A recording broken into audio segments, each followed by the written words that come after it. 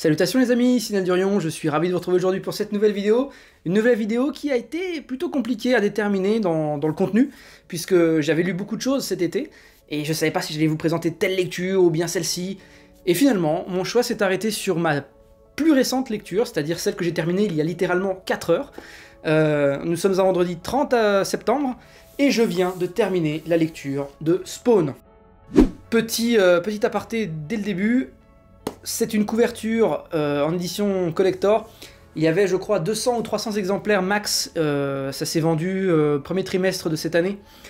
C'était pour les 30 ans de Spawn. Hein. Aujourd'hui, Spawn a 30 ans. Nous sommes en 2022. Ça a été créé en 1992 par Todd McFarlane. Todd McFarlane qui me signe là une couverture de malade mental. Donc moi, littéralement, en voyant cette couverture, je me suis dit, mais mec, t'as vu le film Spawn quand t'étais gamin en cassette VHS, littéralement, je devais avoir même pas 10 ans. Et t'as jamais lu de Spawn en comics? Alors que le film m'avait laissé un... Bah, en tout cas à l'époque, j'avais bien kiffé le film. Donc je sais pas si je le revois aujourd'hui, j'aurai le même rapport, mais en tout cas, là dans mes souvenirs, j'étais content. Et puis je me suis dit, mais putain, il est trop badass ce personnage et tout, vas-y, pourquoi j'ai jamais lu de Spawn, quoi? Et il aura fallu attendre la 30e année de ce glorieux personnage, icône. Littéralement, c'était le Spawn et le fer de lance de la maison Image Comics, qui est créée par Todd McFarlane d'ailleurs, et maison qui possède des titres comme Invincible, hein, pour ne citer que ça, quand même. Donc c'est pas n'importe qui. Honnêtement, c'est la plus grosse maison de comics indépendants des États-Unis. Et Delcourt s'occupe de l'édition de Spawn chez nous, également des Invincibles, hein, voilà.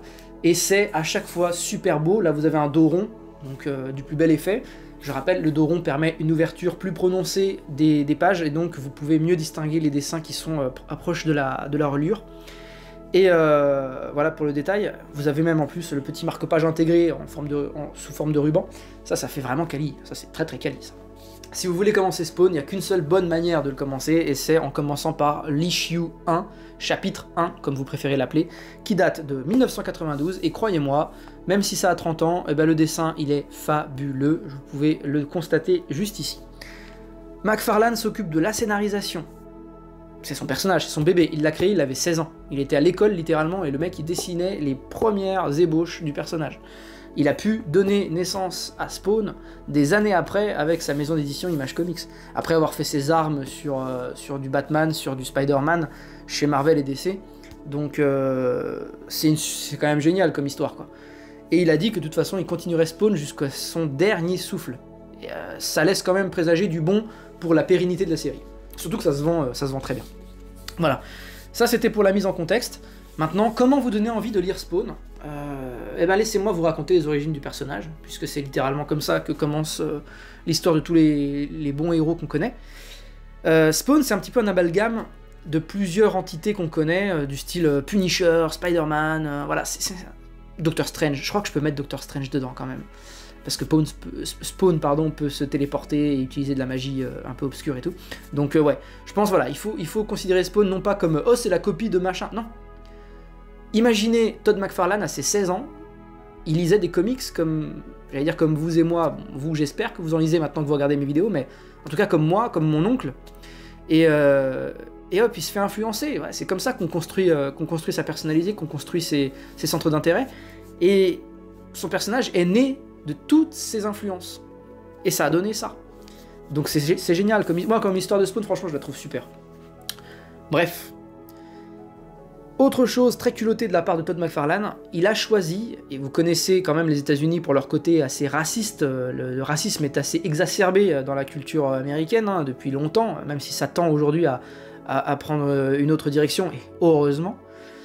Moi je suis un grand fan de Blade, si vous connaissez Blade, le chasseur de vampires, donc incarné par Wesley Snipes au cinéma, qui sera d'ailleurs rebooté chez Marvel prochainement, et j'ai grand hâte de voir ce que ça va donner.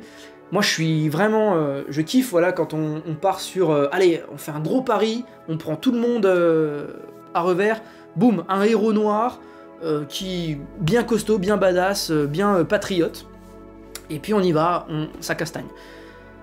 Hal Simmons est un agent des forces spéciales ultra secrètes du gouvernement américain. Il est vraiment le héros américain par excellence, voilà.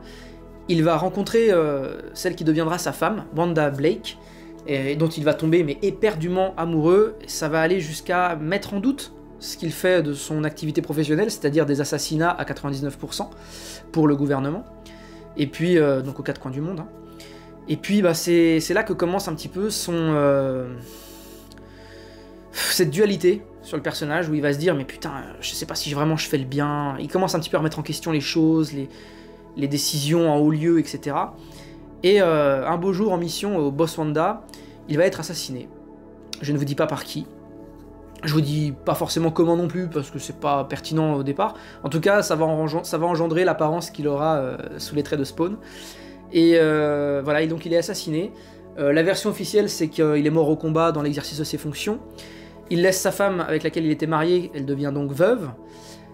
Des années plus tard, sa femme va, si je puis dire, reprendre du poil de la bête et se retrouver dans les bras aimants de feu son meilleur ami, à Al Simmons, qui s'appelle Terry Fitzgerald, qui a toujours été proche de la famille. Et donc voilà, ils vont se mettre en couple. Mais ils vont surtout avoir un enfant, en plus du reste. Enfant qui était un cadeau impossible lorsqu'Al Simmons, de son vivant, était avec Wanda Blake, puisque Wanda, apparemment, était stérile. Voilà.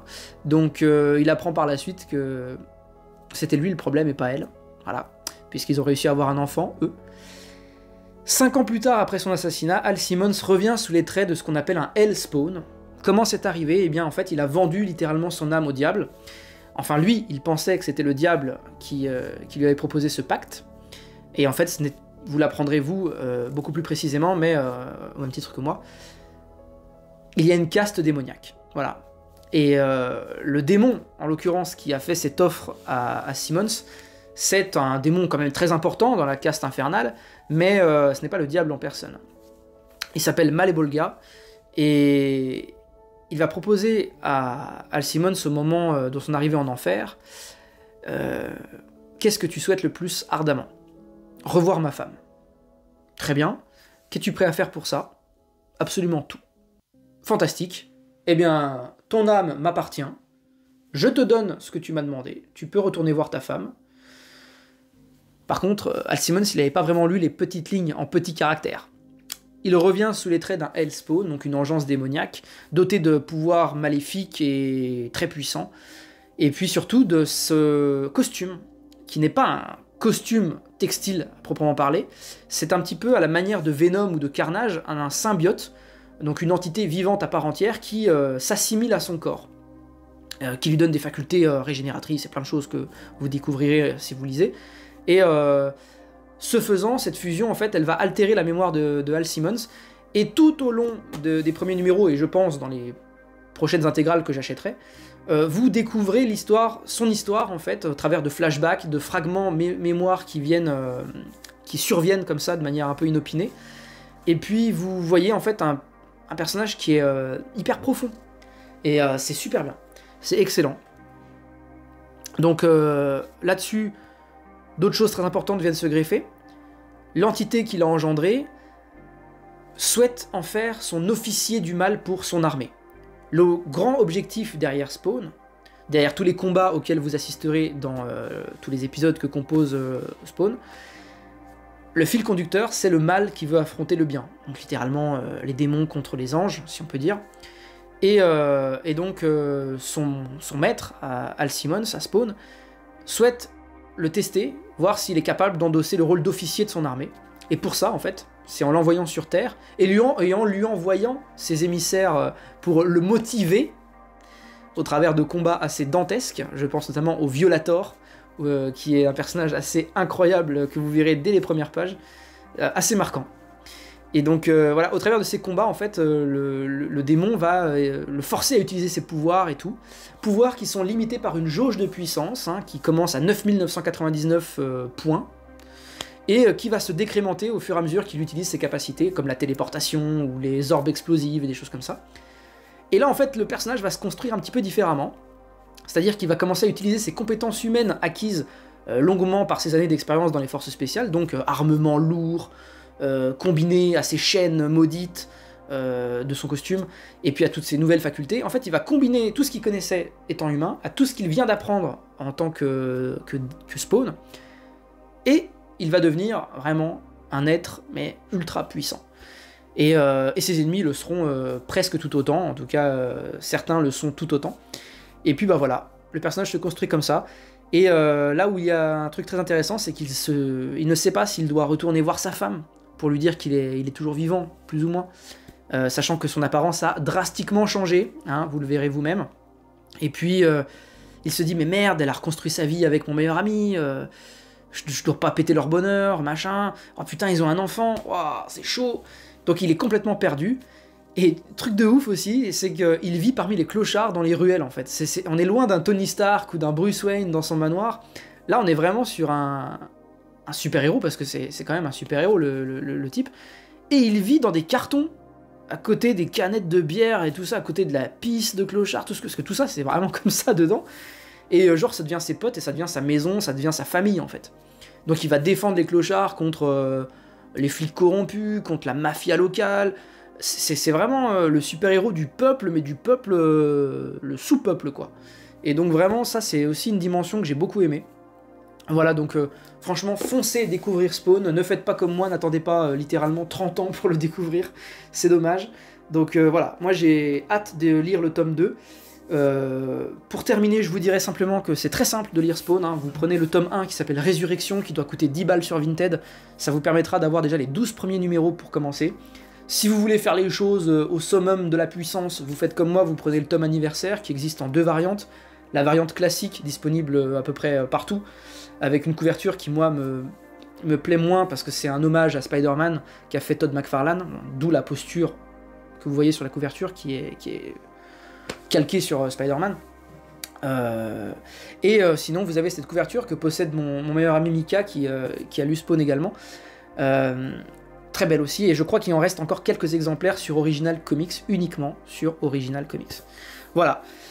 La mienne se vend à prix d'or sur le marché d'occasion, c'est complètement stupide, donc n'allez pas acheter ça 80 €, ça sert à rien. Ça coûte déjà 40 € et c'est bien assez cher comme ça. Donc voilà, sinon vous prenez le tome 1 qui contient 12 numéros au lieu de 15. Voilà, après vous prenez le tome 2 qui commence à l'issue 13 jusqu'à 24, et ainsi de suite. C'est 12 issues, chapitres, par intégrale, et vous avez plus de 20 intégrales déjà disponibles, qui sont rééditées par Delcourt. À la suite de ça, vous avez Spawn, la saga infernale en 4 ou 5 tomes, je sais plus. Après vous avez Spawn Renaissance, qui est arrivé en 2012. Et là, plus récent, c'est King Spawn. Et ensuite, vous avez des spin-offs comme Spawn Godslayer, Spawn Gunslinger qui sort bientôt. Voilà, mais tout ça, c'est pour des gens qui sont déjà calés sur l'univers de Spawn. Genre moi, par exemple, je ne vais pas acheter ça tout de suite. Je vais me concentrer sur les intégrales des années 90. Et puis continuer un petit peu mon appréhension de cet univers qui est très riche. Regardez-moi ça, vous avez littéralement, vous ouvrez le bouquin comme ça, et la première apparition de Spawn, elle est fantastique. Et ça, c'est des années 90. Vous avez aucun mal à plonger dans des histoires avec des dessins comme ça. On est très très loin de ce qui se faisait dans les années 70. Voilà, donc je suis très très content de l'ajouter à mes coups de cœur comics et à mes grandes sagas, parce que c'est très très... Il y a plus de 320 numéros à l'heure d'aujourd'hui, et Todd McFarlane a dit qu'il continuerait jusqu'à son dernier souffle la publication de Spawn. Donc, en termes de pérennité, on est sur quelque chose de costaud. Merci à tous, et on se dit à bientôt. Je sais pas, je vais peut-être parler de Punisher la prochaine fois, j'ai très envie de parler de Punisher la prochaine fois. Ciao!